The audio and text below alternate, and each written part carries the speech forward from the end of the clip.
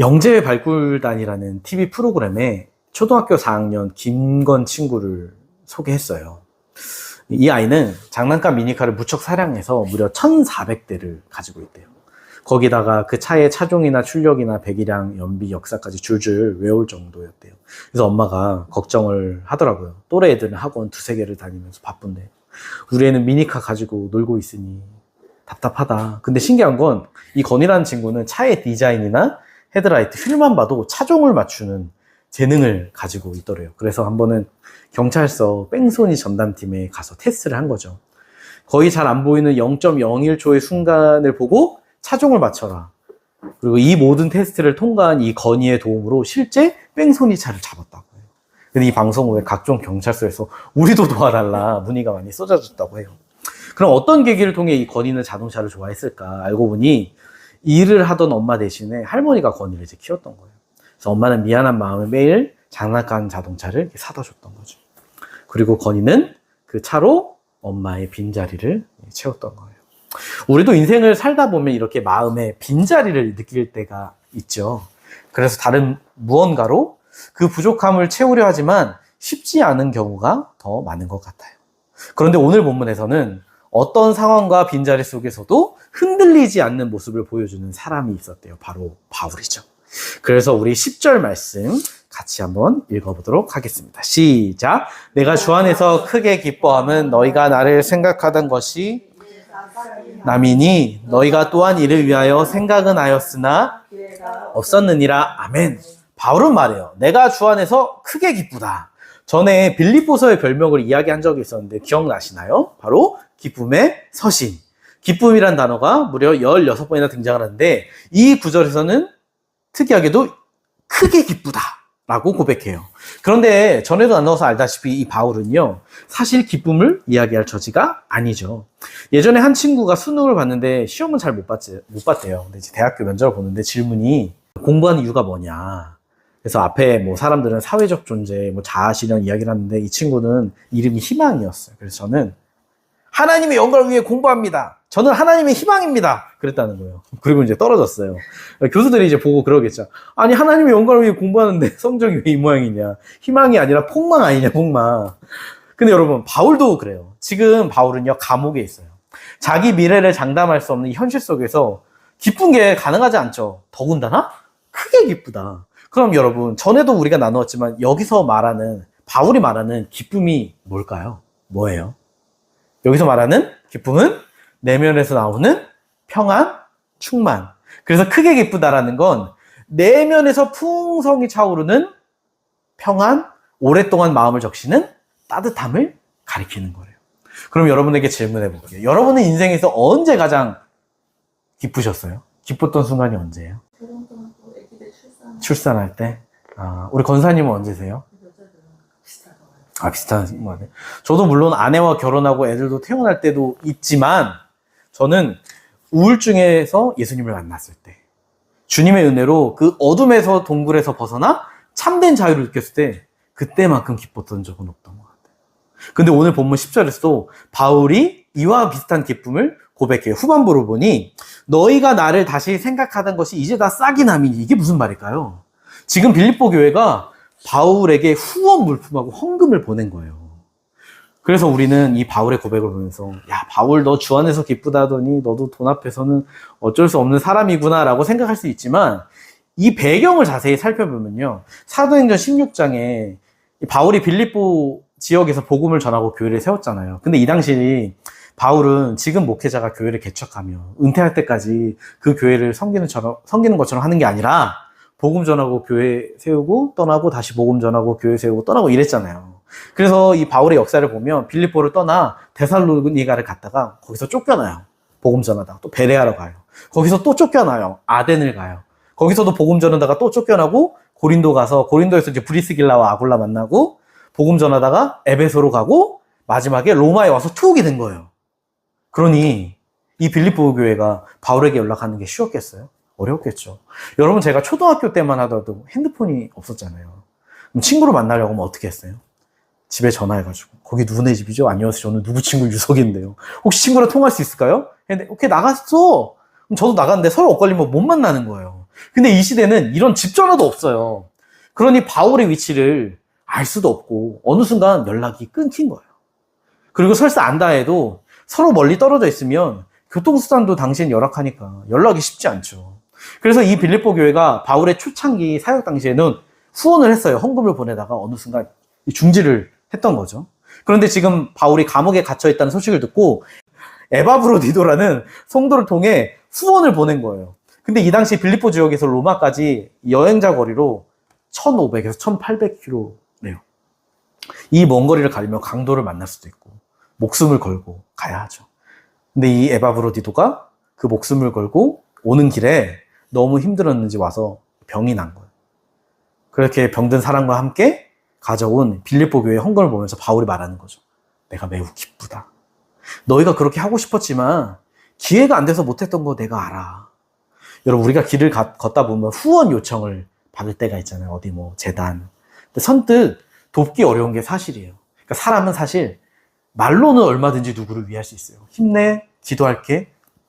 근데 내 돈을 매달 누군가에게 흘려보내는 건 쉽지 않은 일이라고요. 사실 지금 빌립보 교회가요, 경제적으로 상황이 좋지 않아요. 고린도후서 8장 1절에서 2절 보면 마게도냐 지역의 교회를 뭐라고 하냐면 극한 가난이라고요. 그렇게 가난했다.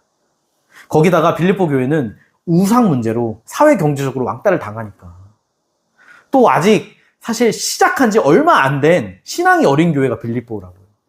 그런데 놀랍게도 그런 상황에서 바울을 위해 헌신적으로 후원을 보내고 있는 거예요. 여러분, 저희도 후원을 해주시는 분이 있죠. 그 중에는 여유가 있는 분도 있고 형편이 어려우신 분도 있어. 귀해요. 그래서 저는 기도할 때마다 매번 해요. 주님, 이분들의 가정과 사업과 직장 가운데 재정의 복을 더해주세요. 그리고 그 중에서 참 마음이 따뜻해지는 건 제가 예전에 가르쳤던 학생들, 저에게 양육받았던 교사들이 보내는 후원. 공부하면서 직장 다니면서 쉽지 않은데 그런 상황에서 보내는 거예요. 근데 지금 바울이요, 그 마음이에요. 그러니까 빌립보 교회 이 헌금은 단순한 물질이 아니라 그 따뜻한 마음. 하나님 나라의 소망을 두고 복음의 사명에 동참하는 그들의 모습에 바울이 생각하는 거예요. 내가 과거에 뿌린 그 씨앗이 헛되지 않았구나. 예전에 한 번은 청년 교사와 신방을 하는데 그런 말을 하는 거예요. 본인이 중고등부 시절에 주말에 봉사하면서 교회에 보냈던 시간들을 후회한대요. 다른 친구들은 주말에 놀러도 가고 공부하고 자기를 위해 시간 보냈는데 나도 그럴걸. 또 어떤 이들은 20대 때 주님을 위해 보낸 그 시간을 뭐라고 하냐면 낭비라고 해요. 낭비. 근데 여러분, 바울도 그런 마음이 드는 순간이 왜 없었겠어요? 자기가 빌립보에서 고생하고 모함받고 감옥 갇히고 그렇게 세워진 교회인데 파가 나뉘고 거짓말에 흔들리고 어떤 이들은 바울을 모함해요. 내 바울 그럴 줄 알았어. 바울 감옥에 있는 범죄자잖아. 걔 따르면 안 돼. 그래서 그들을 보면서 내 사역이 헛된 건가? 생각할 수 있죠. 그런데 그들이 보내는 헌금을 통해 바울이 깨달은 거예요. 내 수고가 헛되지 않았구나. 여러분, 저도 전에 청소년 사역하면서 돈도 없는데 사례비 받으면 애들에게 다 쓰고 시간 들이고 잠 못 자면서 밤에 나가 상담도 하고 자살하겠다는 아이 말려보기도 하고 했지만 사실 그렇게 사역해도 저에게 이익이 되는 건 없어요. 근데 그 아이들이요, 나중에 이제 떠나고 나서 연락 안 했는데 제 결혼식에 와 있었어요. 기억하시는지 모르겠지만 축하한다고. 그 아이들이 자라서 믿음을 지키며 사는 모습을 보면 그때의 제 고생이 다 보상을 받는 기분이에요. 그 기쁨은 돈으로 살 수 없는 하나님의 선물이죠. 여러분, 우리는 하나님께서 주신 각자의 소명이 있죠. 직장에서, 또 내가 속한 가정, 공동체에서. 그 부르심대로 살 때 어려움도 있고 손해보기도 하고 비웃음 당할 때도 있죠. 그래서 지난주 설교처럼 우리가 여리고성 앞에서 하나님 말씀에 따라 침묵하며 돌 때 이게 무슨 의미가 있나 생각할 수도 있잖아요. 근데 주님께서 지금 그런 바울을 위로하시는 거예요. 너의 시간들이 의미 없지 않았어, 바울아. 물론 당신은 그 의미를 모를 수 있지만 분명한 사실은 여러분, 우리의 인생은요, 우연히 이루어지는 게 없어요. 다 하나님의 필연이에요. 그리고 그 필연들이 모여서 하나님의 일이 이루어진다는 거. 그래서 그 시간들은 단순한 낭비가 아니라 저는 이렇게 말하고 싶어요. 거룩한 낭비다. 여러분, 우리 모습을 보잖아요. 그럼 주 7일 중 하루는 주님을 위해 시간을 드려요. 수입의 10%는 없는 셈 치고 살죠. 지구 반대편에 일면식도 없는 사람에게 돈을 보내며 기뻐하고 우리 주위의 연약한 자를 도우며 살 때 여러분, 우리 삶의 발자취를 통해 주님의 흔적이 남는 거예요. 그리고 하나님의 때가 되었을 때 그제서야 우리는 내가 날마다 거룩한 낭비를 하고 있었구나. 그래서 빌립보 교회를 통해 바울을 돌보시고 자기 백성을 위로하시는 그 하나님께서 때로 우리의 헌신이 저 보이지 않는 씨앗처럼 느껴진다 할지라도 내 충성된 종아, 너 고생했어. 위로하시고 격려하실 그 날이 반드시 온다는 거. 그래서 여러분 기도하는 거예요. 하나님, 제 삶에 이루어지는 그 거룩한 낭비 속에서 지금은 제가 그 의미를 알지 못하지만 그럼에도 신실하신 하나님께서 그 일을 통해 선을 이루실 것을 믿습니다. 날마다 주님을 위해 나의 시간과 물질을 거룩히 낭비하고 기쁨으로 주님의 길을 걸어가게 해주세요. 여러분, 오늘 본문의 바울 빌립보 교회 편지를 쓰면 나 매우 기쁘다 라고 해요. 그런데 혹시나 이 교인들이 오해를 할까봐 11절과 12절에 이렇게 이야기를 해요. 11절, 12절 읽어보겠습니다. 시작. 내가 궁핍함으로 하는 것이 아니니라. 어떠한 형편에든지 나는 자족하기를 배웠노니 나는 비천에 처할 줄도 알고 풍부에 처할 줄도 알아. 모든 일 곧 배부름과 배고픔과 풍부와 궁핍에도 처할 줄 아는 일체의 비결을 배웠노라. 아멘. 여기서 궁핍은 뭘까요? 궁핍. 부족함, 빈곤을 말한대요. 바울은 지금 내가 빈곤해서 돈이 없어서 기쁘다고 하는 게 아니야. 나는 어떠한 형편에든지 내가 어떠한 상황이 있든지 자족하기를 배웠다. 자족이 뭘까요? 자족은요, 만족하다.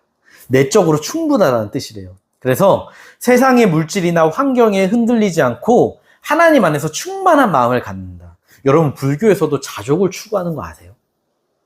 불교의 자족은요, 탐욕을 내려놓고 스스로 욕망에서 벗어나 내면의 자유를 얻자. 그래서 뭐예요? 108배도 하고 무언수행도 하고. 그래서 수행과 깨달음을 통해 자기가 부처가 되는 거. 불교는요, 믿는 게 아니에요. 자기가 부처가 되는 거예요. 그런데 문제는 그게 우리의 노력으로 가능하다, 가능하지 않다? 가능하지 않다. 여러분, 요즘은 TV 화면이 점점 커지고 있죠. 제 친구가 77인치 TV를 샀대요. 처음에는 크다 감탄했지만 금방 적응되더니 땅을 치며 후회한대요. 88인치 살 걸. 아직도 후회한다고. 여러분, 우리도 신상 물건 사면 처음에는 막 좋고 만족하고 너무 기뻐하지만 잠시뿐이잖아요. 금방 사라져요. 우리도 그런 경험 하죠. 늘 더 가지려 애쓰지만 마음이 공허해지고 가진 것이 늘어도 늘 배고프고. 그래서 오늘날 많은 이들이요, 이 부족함과 불만 속에 살아가요. 여러분, 우리가 50년 전만 하더라도, 저희는 50년 전이 없지만 권사님은 아시겠죠. 그때 당시 사람들의 가장 큰 고민이 뭐였을까요? 먹고 사는 거, 생존. 그런데 오늘은 대부분 굶주린 걱정. 저희 이제 쌀 떨어져 가는데 하나요? 햇반이 있죠. 네. 하지 않아요. 옛날에는 간식이 어딨어요. 근데 지금은 아이들 간식, 과자, 먹거리, 뭐 장난감, 놀거리 많아. 풍요롭죠. 얼마 전에는 어린이집에서 자동차 극장을 한대요. 아빠가 박스로 자동차 만들어 오기 미션. 근데 황금소는 직접 박스를 만들지만 저 같은 똥소는 쿠팡에서 주문해가지고 조립해서 주면 그 어린이집에서 그 안에서 팝콘 먹으면서 만화영화 보는 거예요. 그런 풍요 속에 자란 아이들에게 물어요. 너는 행복하니? 삶에 만족하니? 그러면 아니요.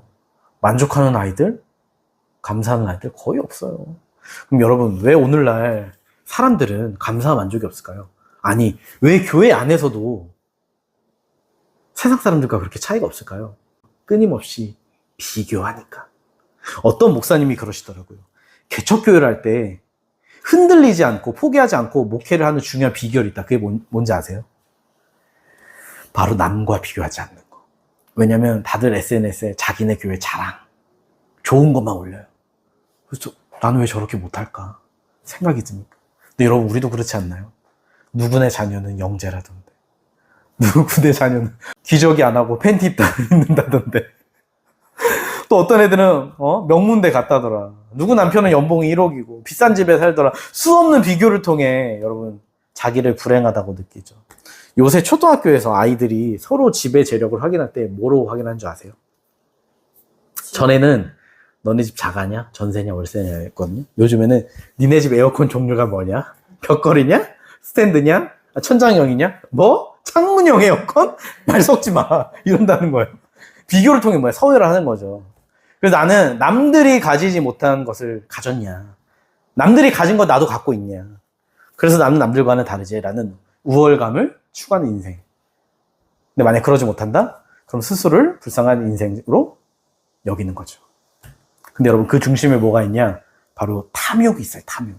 어떤 목사님이 한 세미나에서 특강을 했어요. 죽음에 이르는 7가지 죄악이라고 해서 뭐 주제는 분노, 교만, 나태, 뭐 세욕 등이 있는데 제일 인기 없는 강의가 뭐였냐면 바로 탐욕이었대요.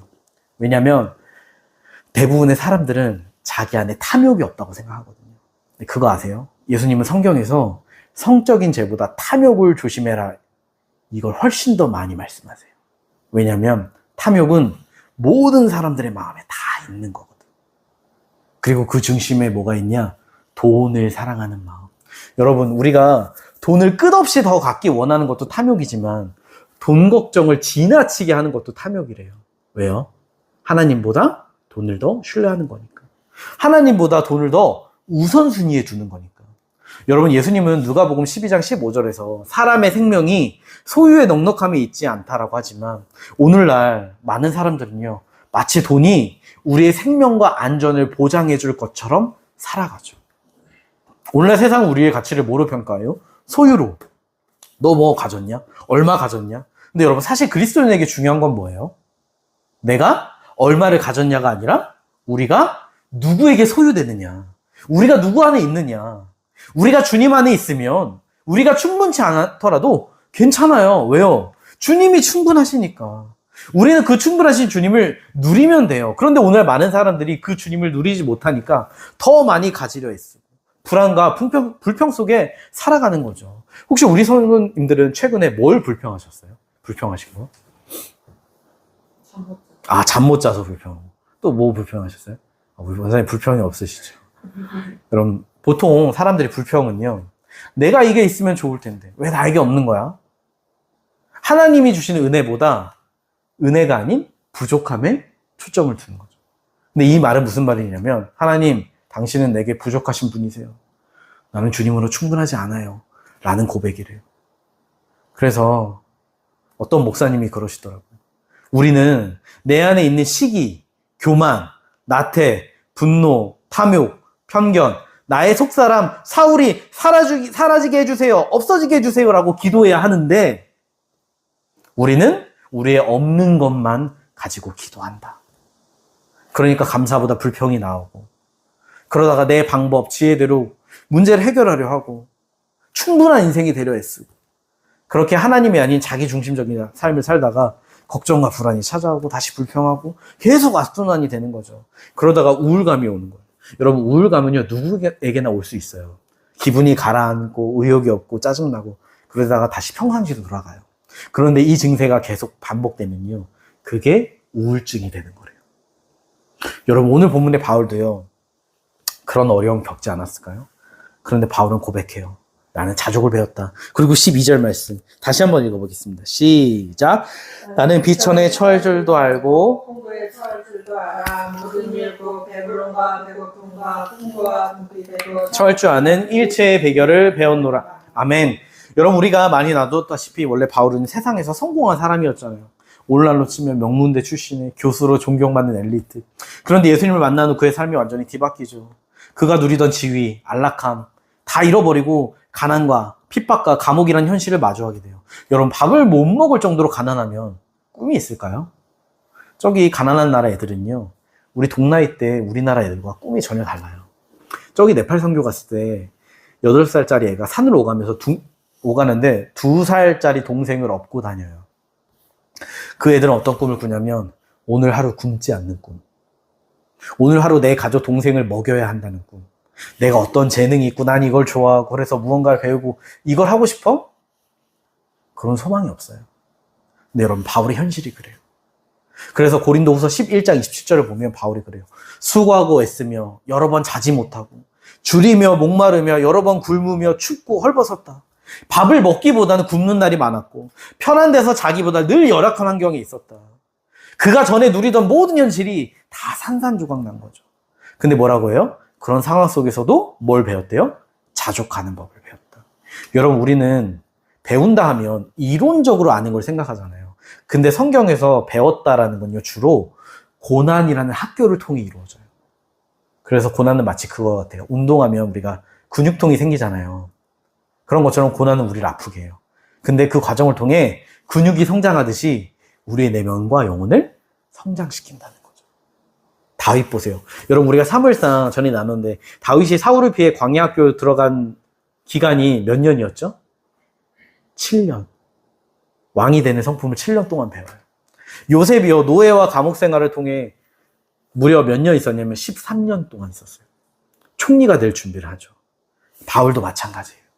오랜 기간 고난을 통해서 배가 부를 때도 겸손할 수 있는 능력, 배가 고파도 감사할 수 있는 능력을 배운 거예요. 여러분 어떠세요? 여러분의 삶에 마주하는 고난이 여러분의 영혼을 감사로 성장시키고 있습니까? 여러분은 배가 고프거나 배가 부를 때에도 주님으로만 만족하실 수 있나요? 오늘 본문의 바울은 말합니다. 나는 어떠한 상황 속에서도 자족할 수 있습니다. 그럼 그 비결이 뭐냐? 4장 13절 말씀 같이 읽어볼게요. 시작. 능력 주시는 자 안에서 내가 모든 것을 할 수 있느니라. 아멘. 여러분, 이 구절이 한국교회 교인들이 가장 좋아하는 말씀이에요. 사업장 가면 벽에다 딱 붙여놓고 두 가지 중 하나인 것 같더라고요. 내 시작을 미약하였으나 내 나중을 창대하리라. 이거 아니면 내게 능력 주시는 자 안에서 모든 것을 할 수 있느냐. 딱 벽에다 붙여놓고 불가능은 없다! 성공할 수 있다! 여러분, 이 말이 정말 그런 말일까요? 그 군대에서 보면 하는 말이 있어요. 항상 하면 된다! 불가능은 없다! 근데 해도요, 안 되는 게 있어요. 예전에 단기 선교를 갔을 때 높은 산에서 한 여학생이 저에게 그랬어요. 전사님, 이 말씀대로라면 우리가 방금 읽은 제가 산에서 뛰어내려도 새처럼 날 수 있을까요? 그래서 아니야, 인간은 날 수 없어. 뛰면 떨어져 죽어. 그럼 주님께 가는 거야. 라고 했어요. 여러분, 우리가 이 구절의 의미는요, 앞에 문장을 봐야 돼요. 문맥. 이 문장에서 모든 거는 뭘까요? 앞에 12절에서도 모든 일이 등장하죠. 여기서 12절에서 모든 일이 뭐예요? 가난이나 풍요나 고난이나 어떤 상황에서도 감사하며 기쁨으로 이겨낼 수 있는 능력, 자족. 그게 모든 거예요. 근데 여기서 바울이 말하고 싶은 건 뭐냐면 그 능력은, 자족할 수 있는 능력은 내가 잘나서 너희보다 뛰어나서가 아니라 어떻게 가능하대요? 내게 능력 주시는 자 안에서 가능하다. 다시 말해, 자족은 이 땅에서 오는 게 아니라 하늘로부터 오는 거라는 거예요. 하나님이 나에게 주시는 하늘의 평안. 여러분, 우리가 우리 힘으로 사는 데 보여도요, 우리가 오늘 숨 쉬는 거, 건강한 거, 내가 먹고 누리는 거, 하나님께서 허락하시니 주어지는 거예요. 내가 잘나서 똑똑해서가 아니라고. 여러분, 우리가 아무리 세상에서 잘 나가도 똑똑해도요, 하나님께서 오늘 부르시면요, 우리 인생은 끝이에요. 얼마 전에 뉴스에서 금강상류에서 20대 남자 4명이 구명조끼를 안 하고 물살이 센 곳에서 이렇게 물놀이 하다가 휩쓸려서 실종됐어요. 그리고 결국 심정지 상태로 발견이 됐죠. 충격적인 건 놀러 간 인원이 5명이었어요. 한 친구는 그 사이에 화장실을 간 거예요. 그 화장실 갔다 온 사이에 나머지 친구들이 다 죽은 거죠. 여러분, 이게요, 인간의 한계예요. 우리의 힘으로 우리의 생명조차 지킬 수 없는, 우리의 마지막이 언제인지 알 수 없는. 그런데 왜 우리는 그럼에도 불구하고 이 세상의 것을 통해서 안정을 누리려 하는 거예요. 여러분, 열왕기상 18장 보면요, 그 유명한 갈멜산 전투가 나와요. 바알 아세라 선지자 850명과 엘리야 1명의 대결. 여러분, 이 당시 이스라엘은 아합과 이세벨이 나라를 다스렸는데 얼마나 우상 숭배가 심했는지 이미 그들의 삶에 하나님과 우상이 분간이 되지 않을 정도로 혼합주의 신앙이 뿌리박혀 있었대요. 그래서 마치 오늘날 썬데이 크리스찬처럼 주일에는 교회 와서 예배드리지만 일상에서는 마음의 우상을 따라 살고 섬기는 삶. 근데 이 당시에도 그 모습이 그들의 보편적인 삶의 방식이었던 거죠. 그래서 엘리야가 백성들에게 이렇게 설교해요. 우리 한번 찾아볼까요? 열왕기상 18장 21절 같이 읽어볼게요. 시작. 엘리야가 모든 백성에게 가까이 나아가 이르되 어느 때까지 둘 사이에서 머뭇머뭇 하려느냐? 만일 하나님이면 그를 따르고 바알이 만일 하나님이면 그를 따를지. 백성이 말 한마디도 대답하지 아니하는지라. 아멘. 당시 이들이 섬기던 바알은요, 태양과 번개를 주관하는 신이에요. 아세라는 번영과 풍요의 신. 그래서 사람들은요, 자신들의 농사, 날씨, 추수하는 거, 이런 게 다 바알과 아세라의 손에 달려있다 생각했어요. 그러니까 바알은 종교의 영역이라기보다 농경 문화 속에서 당연하게 여기는 그들의 사회적 통념. 그러니까 하나님이 종교라면 바울은 보편적인 상식이자 일상이었다고. 그래서 이스라엘한테 그 우상을 제거해라. 이건요, 그들의 삶을 뒤흔드는, 자칫 너희들의 생계와 번영을 포기해 라는 주장으로 들렸던 거죠. 여러분, 오늘날 교인들도 그러잖아요. 목사님은 사회생활 안 해보셔서 모른다. 아, 그래요. 주일에는 와서 예배 드려야죠, 하나님께. 하지만 나머지 6일은 세상에 사는데 세상의 방법, 가치관 따라 살아야죠. 그렇게 해야 먹고 살죠. 사람들 보세요. 그렇게 안 사는 사람 누가 있습니까? 그래서 어느덧 세상의 가치관이나 돈이나 성공이나 명예, 인간적인 방법을 하나님과 혼합해서 살아가요. 그런데 열왕기상 18장에서 엘리야는요, 이스라엘 백성들에게 단호히 물어요. 너희가 언제까지 하나님과 바알 사이에서 머뭇거릴 거냐? 이 엘리야의 메시지는요, 너희 생계의 문제를 포기해! 라는 말이 아니에요. 전에 청년부 시절에 수련회 때 직장인들은 보통 휴가를 내야 되잖아요. 근데 쉽지 않죠. 그랬더니 청년부 회장이, 여러분, 수련회를 위해 여러분 직장을 그만두는 한이 있더라도 오십시오.